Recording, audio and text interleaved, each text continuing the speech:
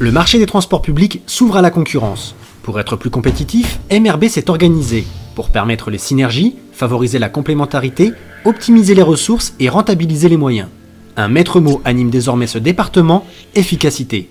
Retour en images sur les faits marquants de cette année 2011. Un bus neuf par jour, c'est à ce rythme que la RATP renouvelle son parc.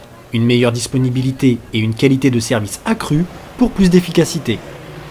MRB teste aujourd'hui un tout nouveau bus électrique, une obligation pour toujours avoir la bonne réponse technique à l'exploitation d'une ligne. Ce travail de prospection technique porte ses fruits.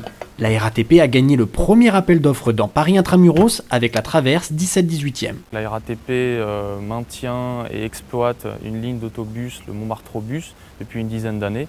Donc c'est vrai qu'on a mis, c'est un savoir-faire, une expertise qu'on a mis en avant et qui a joué à décrocher cet appel d'offres. En tant qu'acteur urbain, la RATP se doit de proposer les matériels les mieux adaptés aux contraintes de la ville. MRB vient de recevoir ses premiers bus hybrides et effectue des tests grandeur nature. Ces tests que nous menons actuellement s'inscrivent effectivement dans une démarche d'efficacité, tant sur le plan économique, puisqu'on va voir si le surcoût de l'hybride peut être repayé par les économies d'énergie, tant aussi sur le plan de l'écologie, puisqu'effectivement on va émettre moins de polluants en consommant moins de gazole, et aussi sur le plan du confort, effectivement, puisqu'on va beaucoup moins solliciter les oreilles de nos voyageurs et de nos riverains surtout, puisque dès que le bus est à l'arrêt, en fait, le moteur thermique se coupe et le bus devient entièrement silencieux. Prometteur sur le papier, l'hybride doit maintenant faire ses preuves pour se retrouver demain en service voyageur. En juillet est sorti de cet atelier le 100e bus Agoralon rénové. Cette remise à niveau technique, ou RNT, permet d'allonger la durée de vie des bus de 10 à 15 ans et d'offrir aux voyageurs des matériels d'aspect neuf pour 47 000 €.